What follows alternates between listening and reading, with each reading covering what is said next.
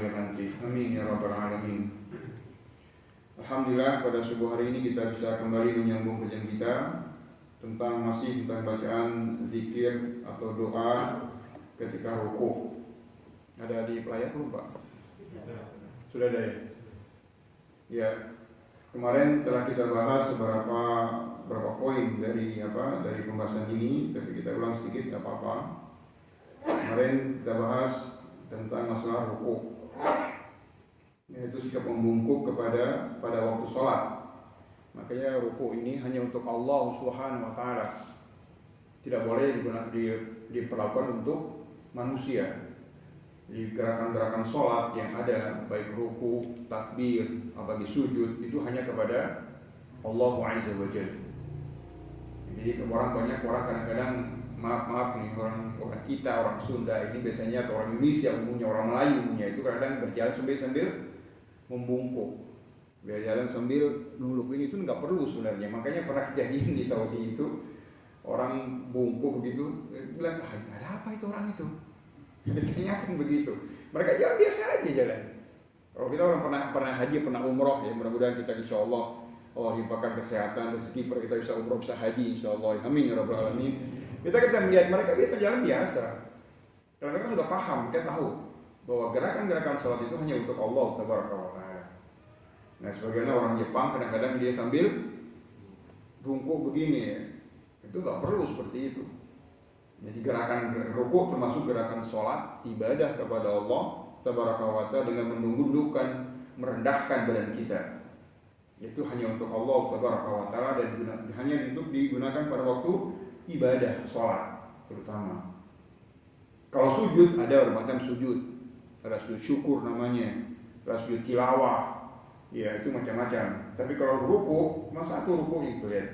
Ketika rukuk merendahkan, membungkukkan badan kita, dan itu hanya untuk Allah Tabaraka wa Ta'ala. Kemudian beberapa nanti mungkin bisa di-share ya materi ini, silakan nanti dibagikan aja, silakan nanti ya. Lo sudah dibagikan belum? Nanti silakan kepada saya sudah kasih ini, jadi saya sudah kirimkan dari mana maka telat. Nah, ini sifat rukuk yang Rasulullah katakan di sini dari Ibnu Abbas radhiyallahu an, an Ubadah ibnu Sam'ib ibnu Sahal qal, ya, ketika Rasulullah sallallahu alaihi wasallam ketika mereka sedang duduk ya, itama'a Abu Humaid wa Abu Sa'id wa Sa'ad ibnu Sa'id wa Muhammad ibnu Maslamah fa dzakara salat Rasulullah sallallahu alaihi wasallam fa qala Abu Humaid. Ini ketika mereka duduk sedang bermajlis beberapa sahabat Rasulullah sallallahu alaihi wasallam dari tabi'in, ya, muridnya sahabat. Kemudian mereka Abu Humaid mengatakan, qala Abu Humaid, ana a'lamukum bi salati Rasulillah sallallahu alaihi wasallam. Aku akan mengajarkan kepada kalian bagaimana cara salatnya Rasulullah sallallahu alaihi wasallam. Ini sahabat yang salat berjamaah dengan Rasulullah sallallahu alaihi wasallam, melihat gerakan-gerakan salatnya Rasulullah sallallahu alaihi wasallam. Maka dia bilang, ana a'lamukum, aku akan mengajarkan kepada kalian bagaimana salatnya Rasulullah, artinya sifat salatnya Rasulullah sallallahu alaihi wasallam. Ini hadisnya panjang loh, dalam Sahih Muslim itu panjang banget. Sampai dari mulai takbiratul ihram sampai kepada salam. Dan ini dipenggal saja karena sesuai dengan pembahasan kita. Kemudian beliau mengatakan, ana Rasulullah sallallahu alaihi wasallam raka', ada Rasulullah sallallahu alaihi wasallam rukuk. Nah, kita bahas dalam masalah rukuk kan. Ya. Maka beliau mengatakan, fa wada'a yadayhi ala rukbatayhi ka'annahu qabidai alaihima. Rasulullah SAW itu mencengkeram kedua tangannya, itu mencengkeram pada kedua lututnya, rukbatayhi, kedua lututnya. Jadi kemarin kita contohkan kemarin bahwa posisi tangan ketika rukuk itu adalah mencengkeram lutut, bukan di paha, bukan di betis, tapi di lutut, dicengkeram lututnya. Ya. Kemudian fanaha huma an jambaihi, dan kedua tangannya ini dia menjauhkan dari lambungnya. Jadi bukan dikepit begini, tapi Dijauhkan dari lambung itu tangan tersebut, baik ketika rukuk maupun ketika sujud. Ini kemarin kita bahas bagian. Kemudian Rasulullah SAW pun Rasulullah SAW membuka sholatnya dengan basmalah. Ini juga pernah kita bahas kemarin, bahwa Rasulullah SAW itu beliau membuka sholatnya dengan bismillah, dengan bilhamdulillah, tidak menjaharkan basmalah. Ya, Anas bin Malik radhiyallahu anhu Rasulullah sallallahu alaihi wasallam wa Abu Bakr wa Umar radhiyallahu anhuma kanu yaftatihuna sholata bilhamdulillahi rabbil alamin. Suratul Fatihah ayat yang kedua. Jadi Anas bin Malik termasuk sahabat Rasulullah sallallahu alaihi wasallam yang cukup panjang umurnya. Beliau orang Madinah. Rasulullah hijrah ke Madinah itu dititipkanlah ibunya menitipkan Anas bin Malik ini kepada Rasulullah SAW, menjadi pembantunya Rasulullah SAW selama 11 tahun. Dan Rasulullah mendoakan Anas bin Malik ini, dan beliau termasuk sahabat yang panjang usianya. Beliau hidup pada zaman Abu Bakar Siddiq radhiyallahu anhu, hidup juga di zaman zaman Umar Khattab radhiyallahu anhu, bahkan zaman Utsman pun hidup panjang usianya dan banyak anaknya dan banyak hartanya didoakan oleh Rasulullah SAW. Nah, beliau menceritakan bahwa ada Rasulullah SAW. Yang kedua Bakar As-Siddiq radhiyallahu anhu. Yang ketiga Umar bin Khattab radhiyallahu anhu, kanu yaftatihuna sholata bilhamdulillahi rabbil alamin. Bahwa mereka bertiga ini, Rasulullah SAW, Abu Bakar As-Siddiq radhiyallahu anhu, Utsman bin Affan radhiyallahu anhu, membuka sholatnya dengan bilhamdulillahi rabbil alamin. Jadi tidak menjaharkan, bukan berarti tidak membaca bismillah ya. Karena bismillah itu bagian dari Al-Fatihah. Nah, oleh karena itulah kalau ada orang yang tidak menjaharkan basmalahnya, bukan berarti nggak baca bismillah. Ya ini khilaf. Tapi yang kalau kita bilang mana yang paling kuat, ini paling kuat dalam Sahih Bukhari. Ya, dalam Sahih Bukhari nomor hadisnya 704 dalam Sahih Bukhari. Ya. Ini yang paling kuat dan Al-Quran juga ada di sini. Nah, oleh karena itu kalau kita timbang berdasarkan pendalilan, maka inilah yang paling kuat dari segi pendalilan. Tapi tidak boleh kita menyalahkan orang yang menjaharkan basmalahnya. Ya, cuma kita melihat mana yang paling kuat pendalilannya. Kemudian yang selanjutnya juga kita bahas sebagian ini saya percepat aja. Bahwa orang yang mendapatkan rukuk itu mendapatkan 1 rakaat. Tumaninah ya. Tumaninah. Ini berdasarkan dalil dari dalam Sahih Bukhari juga. Ya, hadisnya 244. Abi Bakrah, ada Rasulullah Nabi sallallahu alaihi wasallam wa raqiun. Bahwa dari Abu Bakrah radhiyallahu menjelaskan bahwa Rasulullah SAW rukuk. Faraka qabla ay yusalla ila saffi. Dan aku rukuk sebelum masuk ke shaf. Artinya beliau rukuk sambil masuk ke shaf. Jadi begitu masuk masjid langsung dia rukuk. Allahu Akbar, rukuk langsung begitu. Jadi jalan sambil merukuk gitu jalannya. Bukan kita jalan biasa, jalan sambil rukuk dia. Abu Bakrah ini. Kemudian Rasulullah SAW telah selesai sholatnya Rasulullah SAW. Fadzakara dzalika anna Nabi sallallahu alaihi wasallam faqala zadakallahu hirsan wa la ta'ud. Kemudian Allah memberikan kesemangat kepada kalian. Allah menambah semangatmu kepadamu hai Abu Bakar, dan jangan kau ulangi kembali perbuatan seperti itu. Ini menunjukkan bahwa Rasulullah tidak suruh menambah rakaat sholatnya. Kamu tambah rakaat karena kamu enggak basmalah misalnya gitu kan, tambah rakaat lagi. Tidak. Tapi Rasul katakan la ta'ud, jangan kau ulangi. Apa maksudnya di sini? Jangan kau ulangi perbuatan yang masuk ke shaf sambil rukuk tadi itu. Kalau seandainya kata Rasulullah kurang rakaatnya, pasti Rasulullah suruh mengulangi, suruh nambah. Sebagaimana mereka kita bahas pada awal-awal ya, ketika orang yang musius sholat, jelek sholatnya, sampai 3 kali suruh ulang kan? Wasalli kamu ngelam tu sholli, kamu sholat lagi, kamu belum sholat, sampai 3 kali. Baru dia katakan, ya Rasulullah alimni, ajarkan aku untuk sholat ya Rasul. Baru Rasulullah ajarkan. Ini orang yang sholatnya nggak beres, sholatnya nggak tumaninah dalam sholatnya, gerakan sholat nggak tumaninah. Nah, Abu Bakar ini dia bagus sholatnya, tapi nggak bilang kamu tambah lagi surat tidak, tapi jangan kau ulangi lagi. Tapi kebanyakan para ulama justru banyak mempraktekkan hal seperti ini untuk mengamalkan sunnah Rasulullah Shallallahu Alaihi Wasallam. Nah, oleh karena itu ini jawaban bahwa banyak orang bertanya, kan Bismillah itu kan Al-Fatihah itu bagian rukun bagian sholat. Betul, nggak salah hadis tersebut. La sholata liman lam yaqra bi Fatihatil kitab. Tiada sholat bagi dirinya kalau dia tidak membaca Al-Fatihah dalam rakaat sholatnya. Nah, para ulama menjelaskan bahwa yang dimaksud di sini ketika sholat munfarid, sholat sendiri. Kalau dia bersama imam, maka qiraatul imam, qiraatul makmumin. Baca imam, bacaan juga bagi makmum. Maka ketika kita imam membaca Al-Fatihah, membaca surat, kita diam. Kita diam menyimak bacaan imam tersebut. Nah, ini yang paling kuat. Ada juga pendapat lain mengatakan bahwa baca, sebenarnya pendapat sahabat juga yang lain. Dari Abu Hurairah radhiyallahu anhu, bacalah Al-Fatihah dalam dirimu sendiri. Ini pendapat Abu Hurairah radhiyallahu anhu. Ada orang yang menggunakan pendapat ini. Begitu kembali kepada Rasulullah SAW, Rasulullah pernah menegur sahabat. Ketika sahabatnya bacaannya agak keras, bacaannya, siapa tadi yang mengganggu bacaanku? Jangan kau ganggu bacaanku. Nah, ayat juga mengatakan seperti itu. Wa idza qara'na al-Qur'an fastami'u lahu wa ansitu la'allakum turhamun. Jika dibacakan Al-Qur'an kepadamu, maka diam. Dengar, diam, amati betul-betul, pasang telinga kita, pasang semua anggota badan kita untuk mendengar ayat tersebut.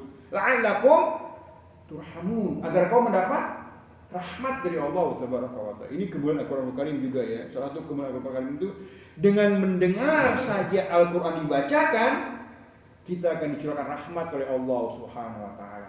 Apalagi kita membahasnya, mengkajinya, membaca tafsirnya, mengamalkan jauh lebih besar daripada itu. Hanya dari segi mendengarkan saja itu sudah mendapatkan rahmat dari Allah Tabaraka wa Ta'ala. Ya, baik kita dengar dari kita sendiri kah, atau anak kita yang mengaji kah, atau suami kita yang mengaji kah, atau istri kita yang mengaji, baca Quranul Karim, atau kita mendengar dari kaset atau dari CD misalnya, kita amati sambil kita memperbaiki bacaan kita. Makhraj, karena banyak di antara kita kan banyak masih jelek dari segi apa, masalah hurufnya, tajwidnya, qiraahnya. Maka dengan begitu kita bisa memperbaiki. Banyak orang belajar tuh dengan CD biasanya dengar terus dia bisa memahaminya. Dia bisa bagus bacaannya. Dan ini kita lihat bagaimana Rasulullah SAW melaksanakan hal seperti itu.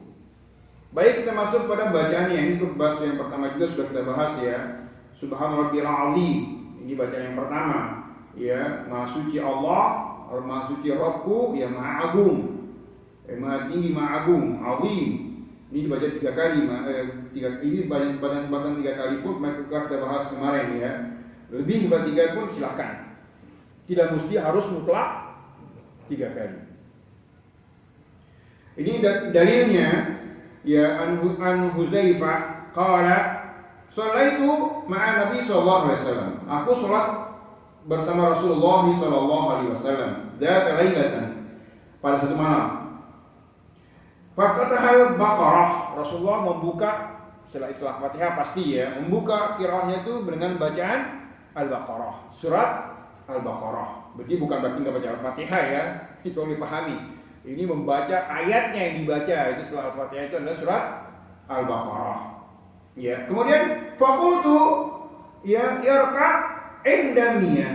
Aku perasaanku atau pikiranku Rasulullah akan rukuk pada ayat yang ke 100 ini 100 ayat surat Al-Baqarah. Terus summa qala, Rasulullah nyambung, nggak rukuk dia 100-nya, nyambung terus. Faqultu yusalli biha fi rak'atin. Aku perasaanku, pikiranku itu Rasulullah akan menyelesaikan salat dengan Al-Baqarah saja. Al-Baqarah itu 286 ayat, 2,5 juz. Bayangkan 2,5 juz itu sekitar, kalau kita yang normal itu 2 jam berdiri membaca Al-Baqarah, 2,5 jam. Ya. Kemudian aku melihat dia rukuk pada fakultu yarka himbiha. Aku merasakan Rasulullah akan rukuk pada surat Al-Baqarah tersebut. Summa iftatahal An-Nisa. Disambung lagi surat An-Nisa. An-Nisa itu 170-an ayat itu. Ya. Kemudian faqara'aha, Rasulullah membacanya. Jadi sudah Al-Baqarah selesai 286 ayat. Sambung ke An-Nisa, loncat ke An-Nisa. Enggak langsung ke Al-Imran, ke An-Nisa dulu. Rasulullah surah An-Nisa, summa iftataha Al-Imran. Setelah itu kembali ke Al-Imran. Al-Imran itu 200 ayat. Subhanallah. Ya, faqara'aha, Rasulullah membacanya tuntas. Itu 3 surat yang panjang-panjang. Al-Baqarah, An-Nisa dan Al-Imran. Ini kalau dijumlahkan di 200 ayat surat Al-Nisa, surat apa? Al-Imran. 286 ayat surat Al-Baqarah. Jadi berapa itu? 486. Tambah An-Nisa itu sekitar 170-an ayat. Jadi berapa itu? 150 lah. Bayangkan 150 ayat dibaca. Subhanallah. Yaqra'u, ya, Rasulullah SAW membacanya dengan mutarasilan, dengan sangat banyak sekali bacaannya. Sampai Aisyah mengatakan dalam hadis dalam sholat qiyamul lail Rasulullah SAW Ramadan itu, jangan kau tanyakan wa husnihinna wa tulihinna. Jangan kau tanyakan tentang bagusnya bacaannya dan lamanya beliau berdiri untuk membaca Al-Qur'anul Karim. Bukan baca pakai itu mushaf ya, bil hifz, dengan Rasulullah bisa membaca, tapi yang hafalan beliau yang luar biasa. Nah, kemudian wa idza marra yata'awwaza bita'awwazin. Kemudian Rasulullah SAW ketika dia berlalu ayat tentang perlindungan, beliau berlindung pada Allah Subhanahu wa taala. Ketika berlaku ayat tentang neraka, dia berlindung pada Allah Subhanahu wa taala. Jika ada ayat tentang surga, dia minta surga kepada Allah Subhanahu wa taala. Ini salah satu juga bisa kita praktekkan ketika kita sendiri di rumah sholat qiyamul lail misalnya. Tadi itu kita baca Al-Tahrim misalnya. Apa kita baca ayat terakhir katakan itu Rabbana atmim lana nurana faghfir lana wa qina adzabannar, misalnya gitu kan. Kita tambahin lagi tersebut. Atau misalnya kita bilang dalam surat apa, surat Al-Zumar surat apa namanya ini, dalam surat ayat terakhir surat apa Al-Muzammil, mereka beristighfar kepada Allah Subhanahu wa taala, istighfar kita kepada Allah Subhanahu wa taala. Itu boleh seperti itu. Tapi jangan menggunakan bahasa Indonesia. Pakailah bahasa Arab. Ini kuat bahwa dalam sholat itu dianjurkan, bahkan ditekankan tidak menggunakan bahasa ajam, tapi menggunakan bahasa Arab. Nah, ini Rasulullah SAW seperti itu. Setelah itu summa raka', Rasulullah rukuk. Faja'ala yaqulu subhana rabbiyal azim. Adapun ketika Rasulullah rukuk, beliau membaca subhana rabbiyal azim. Maha suci Rabb yang maha agung. Nah, sucinya Allah Subhanahu wa taala sudah kita bahas kemarin ya. Allah suci dari segala macam bentuk kekurangan. Tidak ada kekurangan bagi Allah, sempurna, paripurna, dan sifat dan af'alnya, perbuatan dan nama Allah sempurna. Itu yang suci, azim, yang maha agung, Allah tabaraka wa taala.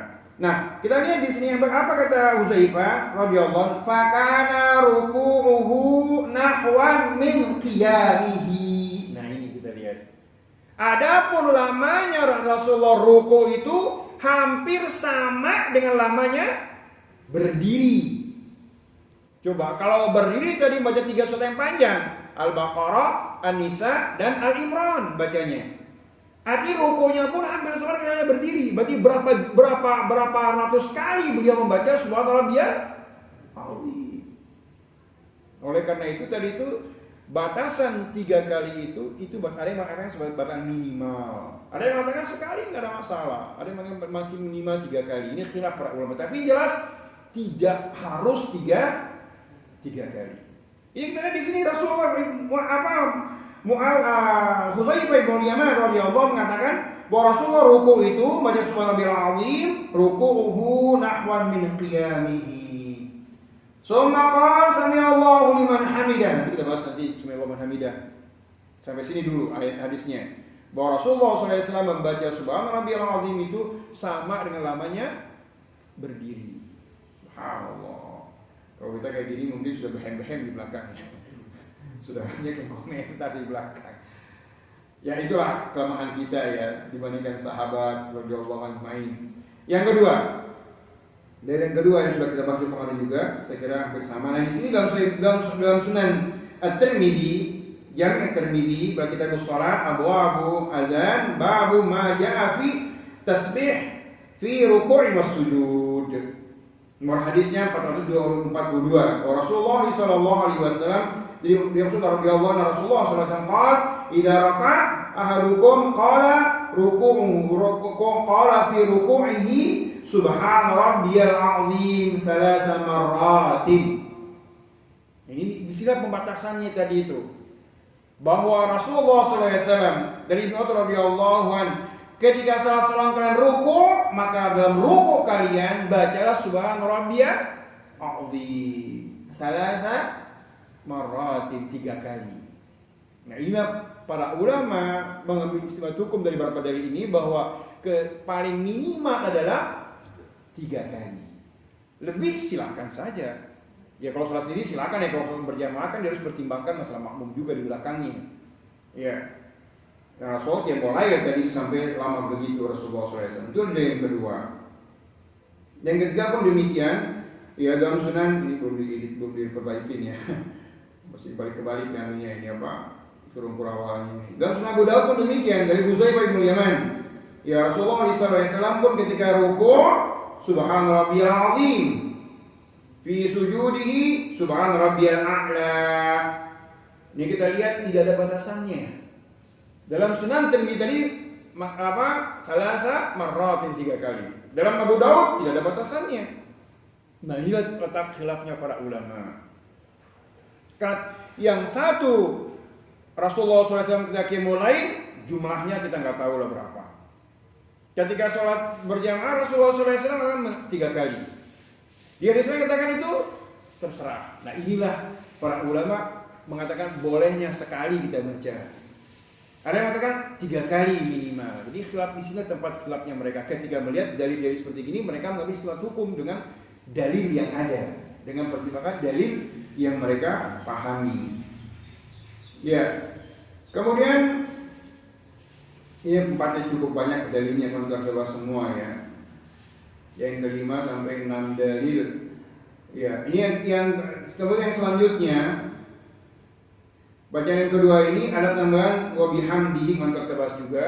Ada beberapa dalil yang dhaif yang lemah dalam tambahan seperti itu.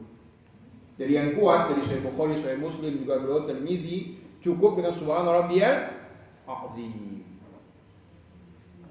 Telah kita bahas juga kemarin itu, sekarang kita lewat saja.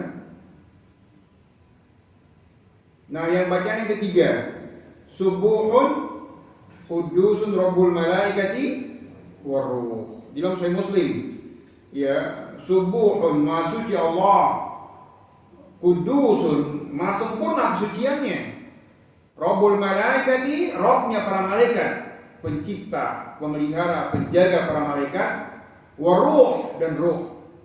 Yang ini khilaf para ulama di sini. Kalau malaikat itu semua malaikat. Jika semua makhluk Allah yang ciptakan. Kita adalah makhluk. Allah adalah khaliquna. Allah yang menciptakan. Kita adalah yang diciptakan.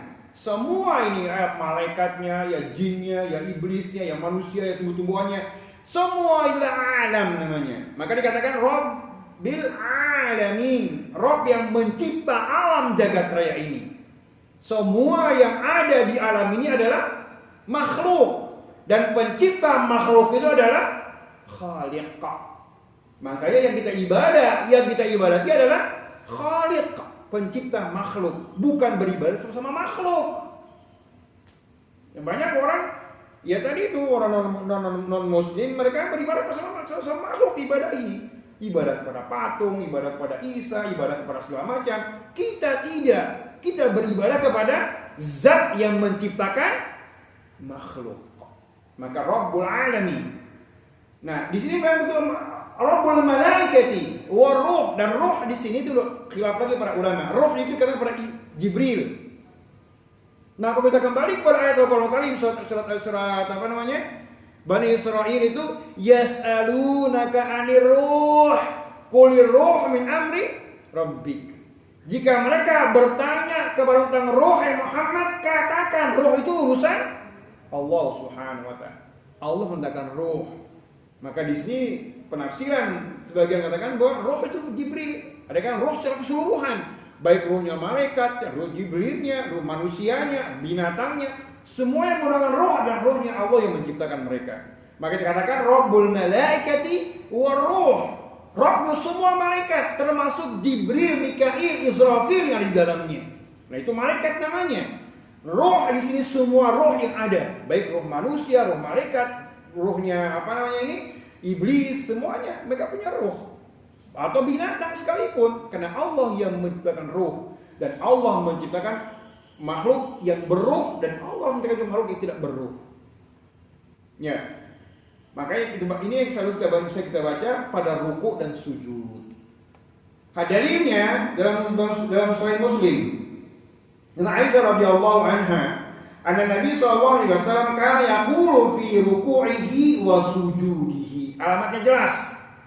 Dari Aisyah radhiyallahu anha bahwa Rasulullah sallallahu alaihi wasallam ketika ruku' dan sujud, ya, beliau membaca fi ruku'ihi wa sujudihi, ketika ruku' dan sujud. Apa yang dibaca? Subuhun qudusun rabbul malaikatu waruh.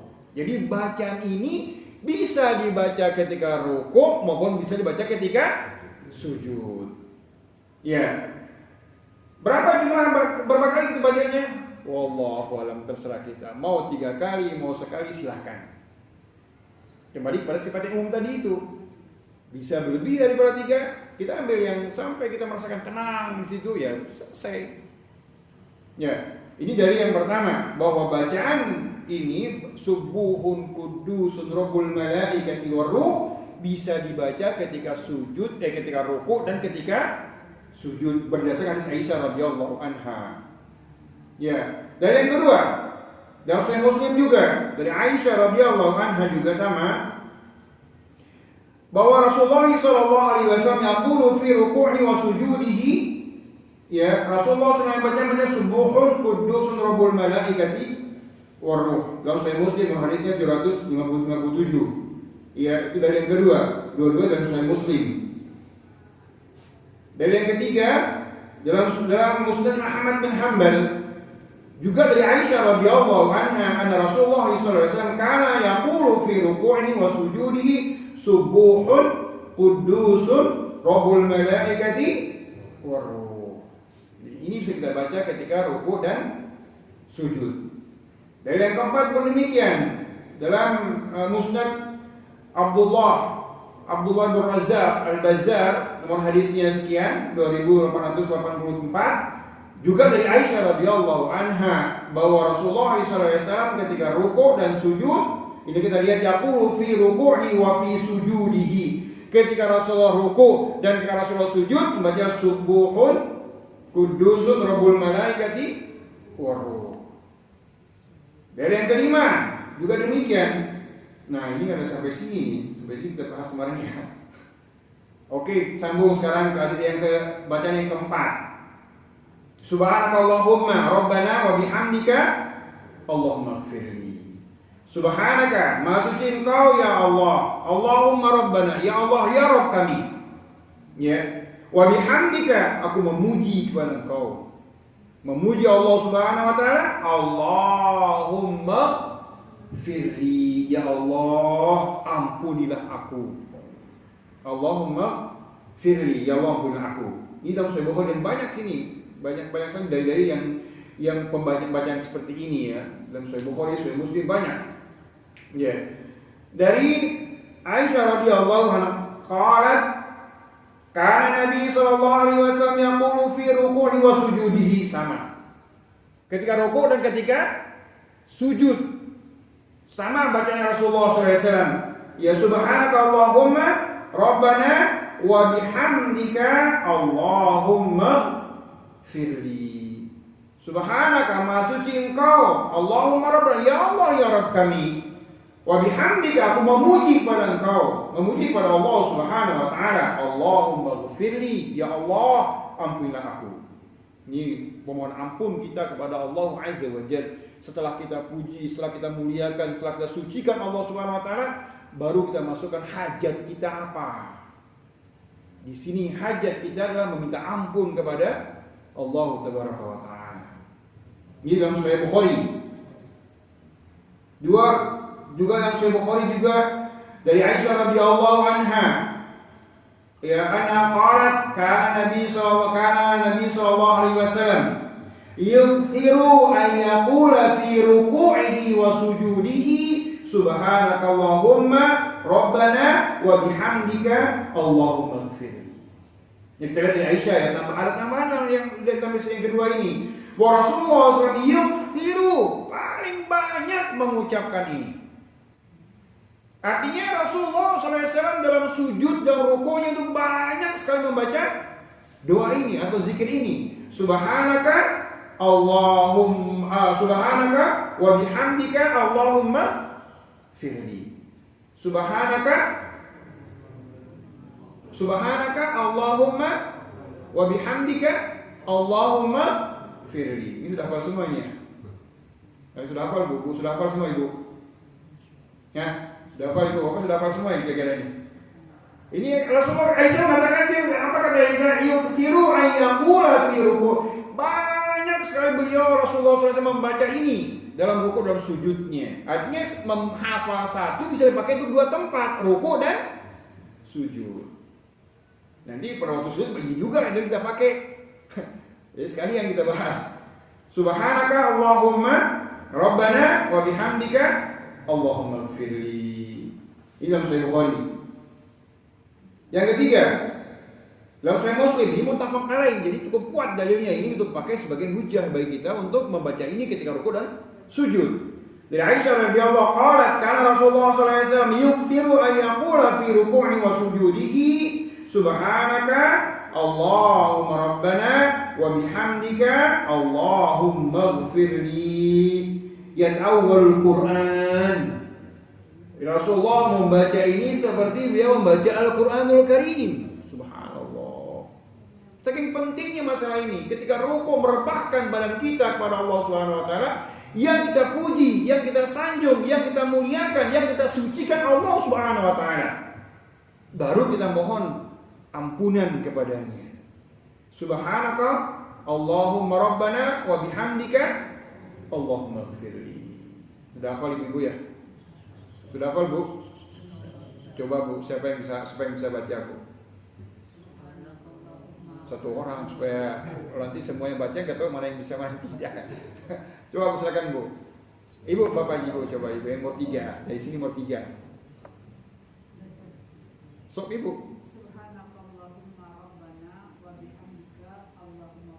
Masya Allah, barakallahu fiki. Bapak-bapak sudah hafal semua Pak, insya Allah Pak ya. Bapak bisa Pak? Sok Pak. Yang Bapak buka hati.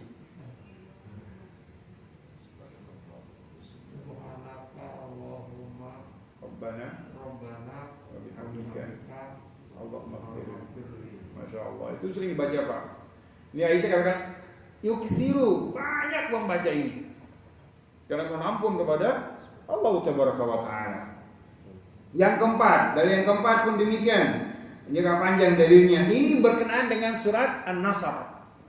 Idza jaa nasrullahi wal fath wa ra'aitan nasa yadkhuluna fi dinillahi afwaja fasabbih bihamdi rabbika wastaghfir innahu kana tawwaba. Ini 3. Kita lihat ya dalilnya.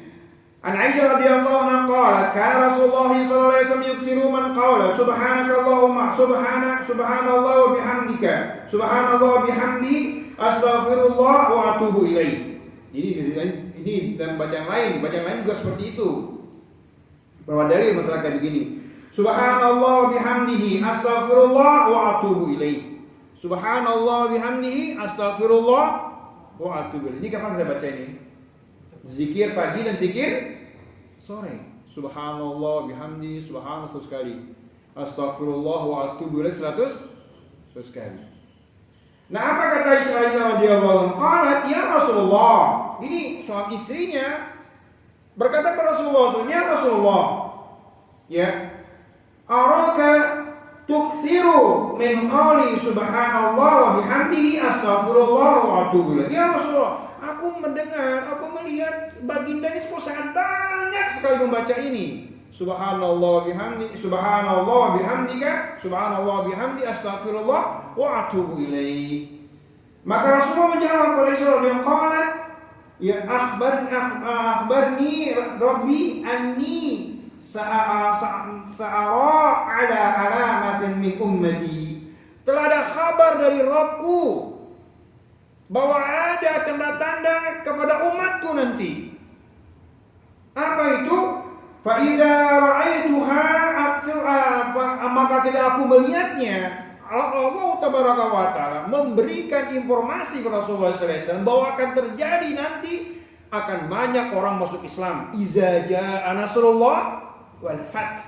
Kau akan melihat nanti manusia itu berbondong-bondong untuk bersyahadat masuk dalam agama Allah Subhanahu wa taala. Maka ketika Allah menghabarkan kepada aku seperti itu, maka aku membaca subhanallah, maha suci Allah, wa bihamdihi, aku memuji kepada Allah, astaghfirullah wa atubu ilaihi. Nah, ini dalam tafsir dikatakan bahwa idza jaa Rasulullah wal fath. Allah menghabarkan kepada Rasulullah, ini ayat ini termasuk ayat terakhir turun. Ingat, bukan ayat ya. Surat termasuk surat terakhir turun setelah surat Al-Fath.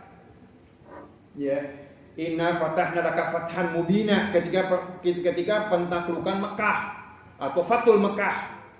Itu Rasulullah dibilang kemenangan. Begitu masuk ke Mekah Rasulullah SAW, sebelum terjadinya Fathul Mekah itu Allah tabaraka wa taala telah memberikan kabar gembira kepada Rasulullah SAW atas masuknya orang kafir Quraisy, masuknya orang-orang dulu memusuhi Rasulullah SAW, mengintimidasi dakwah Rasulullah SAW, bahkan mengusir Rasulullah SAW dari Makkah itu.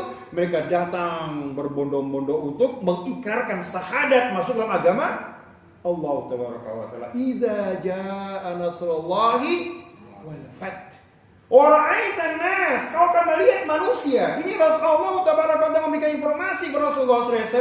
Wa ra'ait, kau akan melihat dengan mata kepalamu sendiri ya Rasulullah.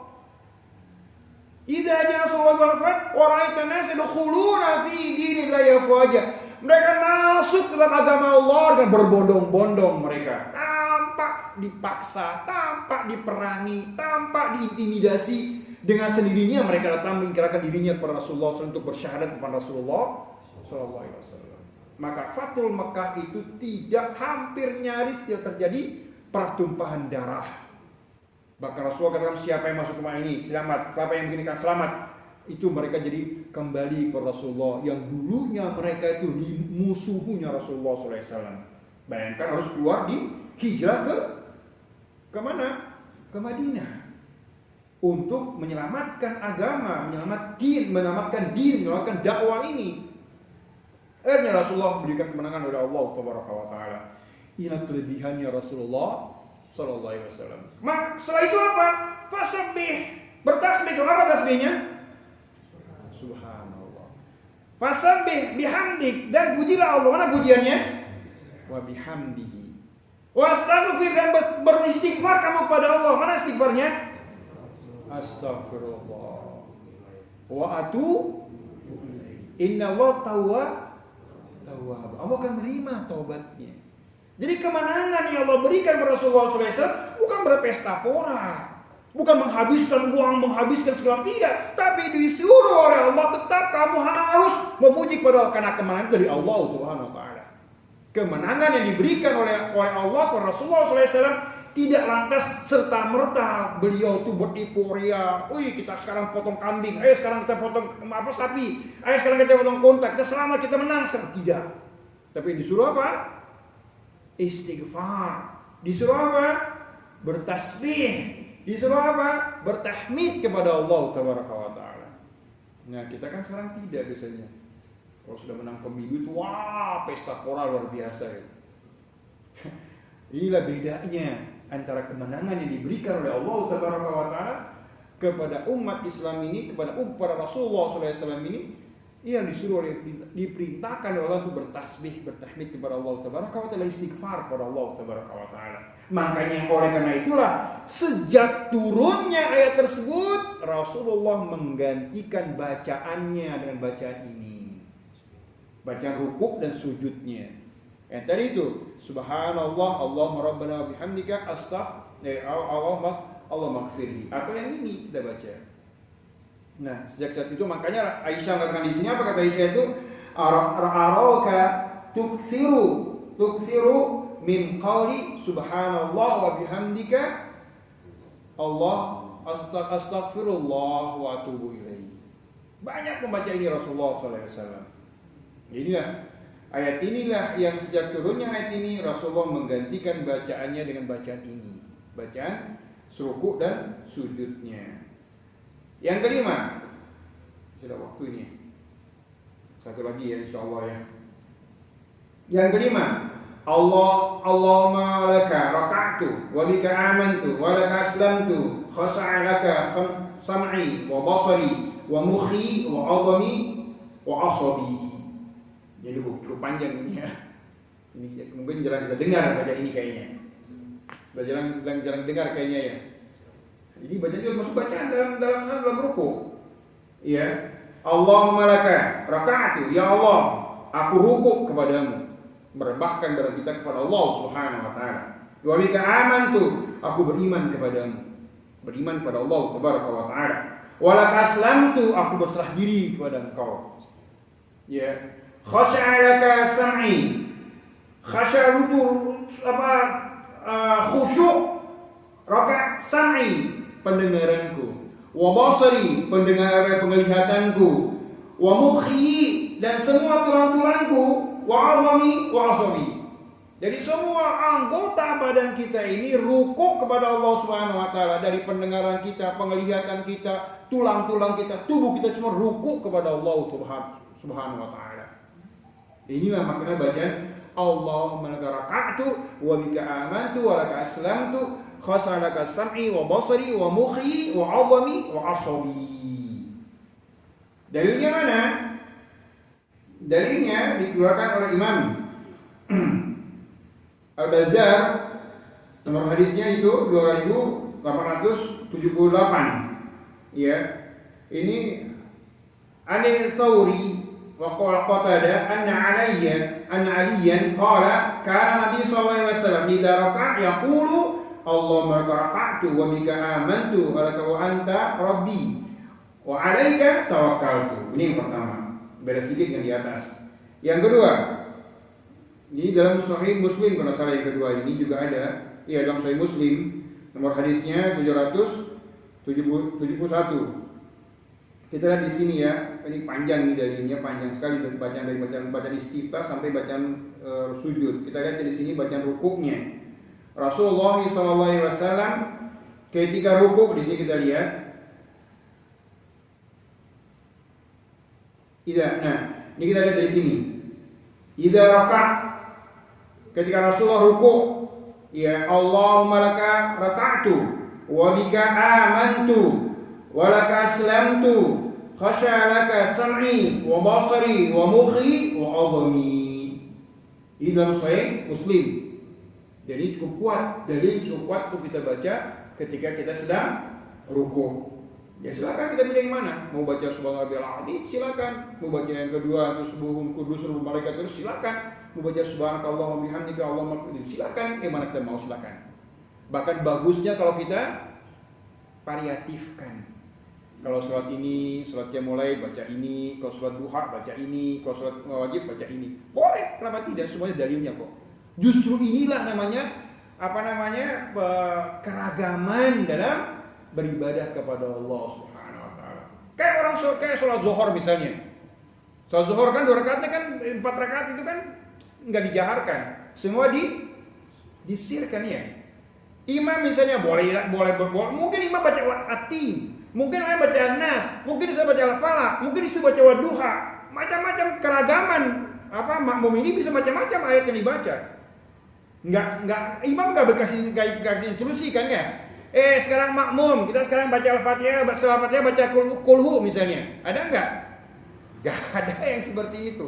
Tapi masing-masing jamaah ini, masing-masing makmum, masing-masing baca macam-macam bacaannya. Ada yang pakai Wadduha barangkali, ada mungkin baca An-Nas, ada mungkin baca kulhu, macam-macam bacaannya. Ini keragaman.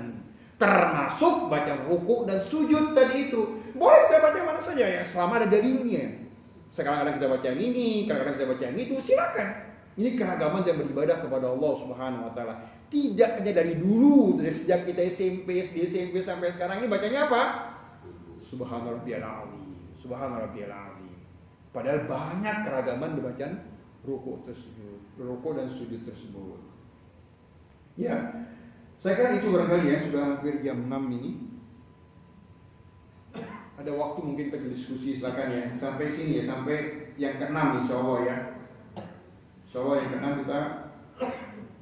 kita sambung pada 2 pekan lagi insyaallah ta'ala. Saya harus kopikan lagi yang di atasnya ini supaya nggak kelewatan nanti.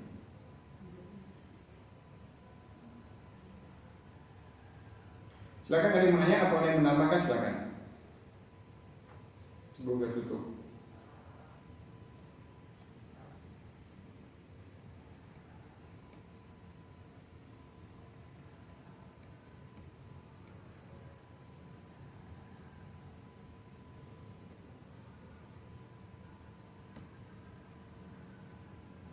Silakan, alhamdulillah kau paham semua ini.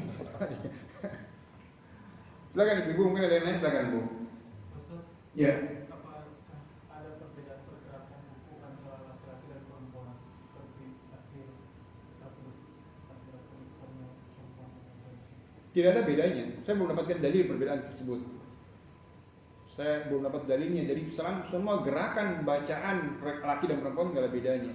Hanya kalau wanita itu, kalau akhwatnya itu bacanya tidak dikeraskan bacaan tersebut.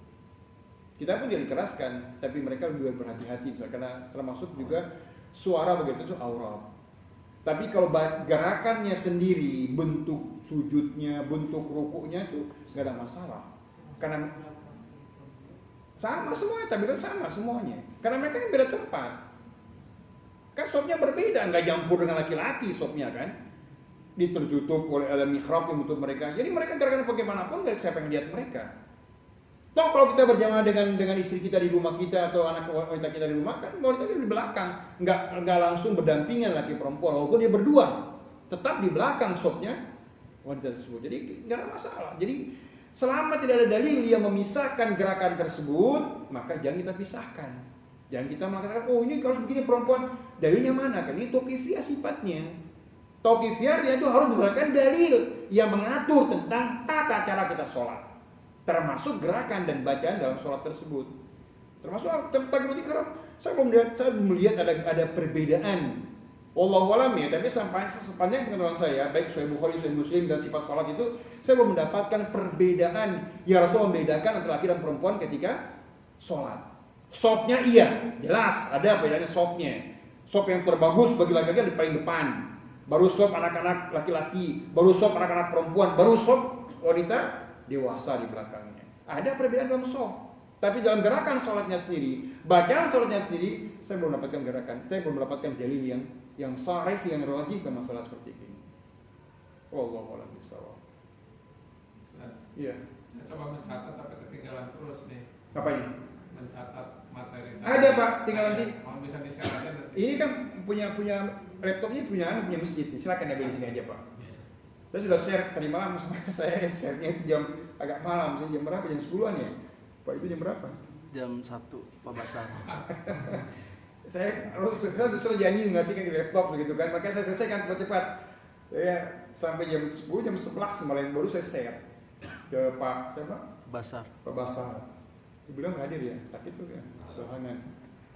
Karena mungkin sibuk ini jam 1 akhirnya nggak sempat. Itu Pak, insya Allah sini ada anunya semua di sini, ada apa? Tinggal diambil aja nanti insya Allah. Ini terbuka, silakan. Bahkan saya mau dikoreksi aja, kalau salah silakan. Saya minta dikoreksi juga. Takutnya saya juga salah, itu bahaya. Kalau masalah ini masalah agama masalahnya. Ya, ibu-ibu pun mau nanti silakan ke Pak Basar bisa atau ke Pak Kajian juga ada insya Allah. Kalian silakan. Ustaz, Iya.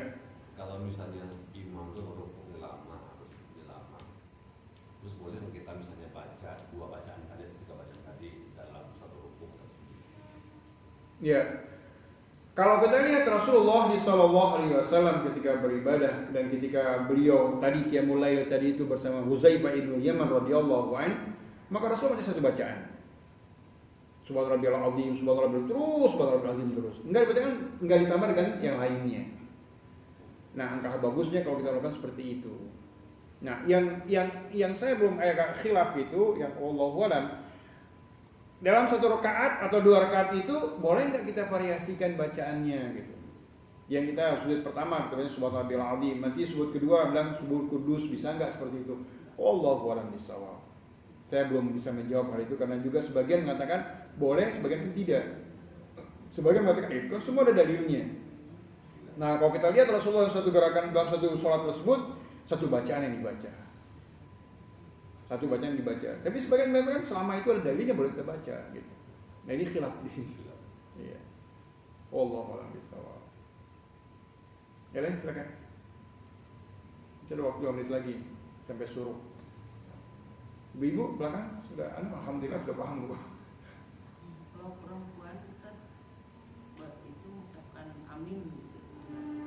Nggak perlu dikeraskan bacaan aminnya untuk wanita. Ya, dia keluarkan aminnya karena itu doa.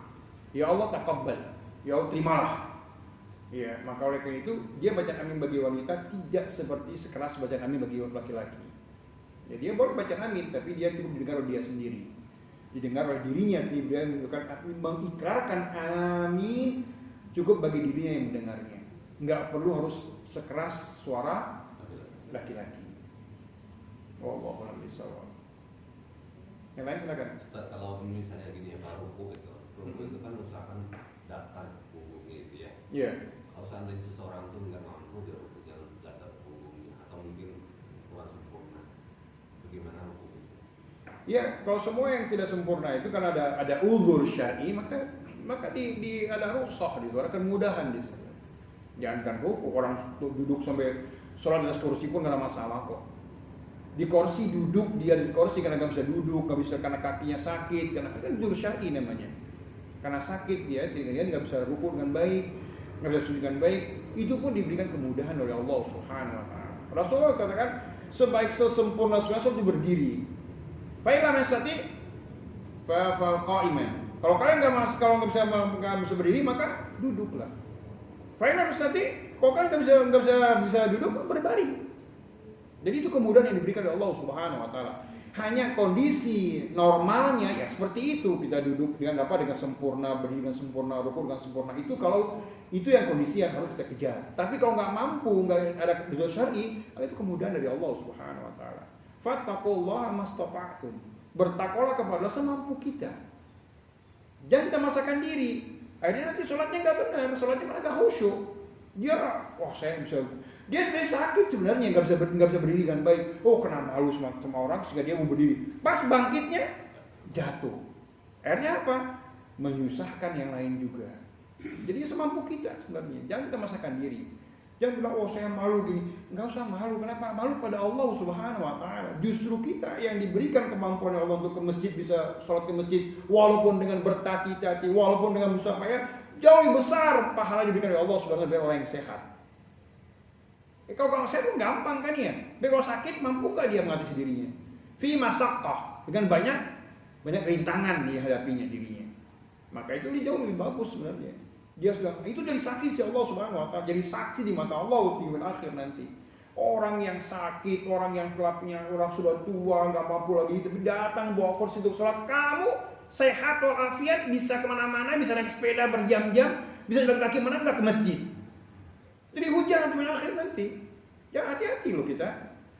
Orang yang dengan tongkatnya, kursi kan ada kursi dengan tongkat sekarang kan datang ke masjid dengan tongkatnya, duduk dan dia di kursi untuk sholat. Mampu dia ke masjid. Ada orang segar bugar, bawa sepedanya sampai berjam-jam naik mendaki bisa, ke masjid batang hidungnya nggak bisa. Ya aneh kalau gini. Wah, ini luar biasa. Oleh karena itu semakin banyak fi masaqah, semakin banyak halangan itu semakin berat, semakin besar insyaallah tabaraka wa taala. Kondisi sehat walafiat ini enggak ada masalah. Di kondisi sakit, kondisi enggak hujan, ya enggak ada masalah. Kondisi hujan, mampukah kita datang? Walaupun ada rukhsah, ada keringanan, ada payung, alhamdulillah. Itu jauh besar nilai insyaallah tabaraka wa taala. Karena dia bisa menghalangi halangan yang ada pada dirinya. Demikian Pak ya. Cukup ya? Satu lagi Pak. Penutup. Silakan Pak. Yang saya tanyakan Ustaz masalah sholat sendirian, Iya. khususnya laki-laki. Ya. Apakah seperti sholat maghrib, isya dan subuh itu ataupun mungkin itu sholat tahajud, bagaimana baiknya, apakah dijalankan atau didiamkan Ya. bacaannya? Iya, tergantung sholatnya Pak. Kalau memang zuhur dijaharkan, ya zuhur disirkan, disirkan. Kalau memang itu sholat yang dijaharkan. Qiyamul Lail misalnya, Rasulullah SAW pernah jalan-jalan minta interogasi sahabat-sahabatnya, bukan interogasi ya, survei sahabat-sahabatnya. Rasulullah lewat depan rumahnya, bukan radhiyallahu sudah sholat Qiyamul Lail. Sayup seduh suara ngajinya, baca ayat Qur'annya Qiyamul Lail. Terus berjalan di rumahnya, depannya Umar Khattab radhiyallahu anhu, keras bacaannya. Pada pagi hari dia datangi kedua sahabat ini. Ya ya Abu Bakar, naikkan sedikit suaramu. Ya Umar, turunkan sedikit suaramu. Subhanallah. Bilang, kenapa kau kerasin Umar? Aku keras untuk mengusir setan. Coba. Ini Umar karakter seperti gitu. Dia bilang, aku keras, aku ingin merasakan kelembutan hatiku. Ini macam-macam sahabat seperti itu. Tapi Rasulullah gak salahkan. Hanya bilang, naikkan sedikit suaramu Bakar dan turunkan sedikit suaramu Umar bin Khattab radhiyallahu anhu. Nah ini, kalau memang itu sholat dijaharkan, jaharkan. Tapi jangan terlalu keras juga. Kalau memang itu disirkan, ya sirkan. Sesuai dengan memang itu yang dianjurkan dalam sholat kita. Yang disirkan mana? 2 rakaat terakhir pada sholat isya misalnya. Rakaat terakhir pada sholat maghrib itu kan disirkan semuanya. 2 rakaat pertama dijaharkan pada sholat isya dan sholat maghrib dan sholat subuh misalnya. Yang lain disirkan, ya silakan disirkan. Sesuai dengan seperti itu. Nah, misalnya sholat sunnah, maka sebaiknya tetap dikeluarkan suaranya walaupun kita sendiri yang mendengar suara tersebut. Kalau itu sholat duha misalnya, atau sholat tahiyatul masjid misalnya, atau sholat rawatib misalnya, kita tetap mulut ini tidak berkuat kamit. Cuma kita yang mendengar kita suara itu. Kenapa? Termasuk lisan ini, mulut ini berzikir kepada Allah, bukan hanya hati saja. Banyak orang sholat, Allahu Akbar, bisu dia. Mulutnya pun nggak berbicara, nggak kuat mulutnya. Sayang seperti gini. Padahal mulutnya harus berzikir juga.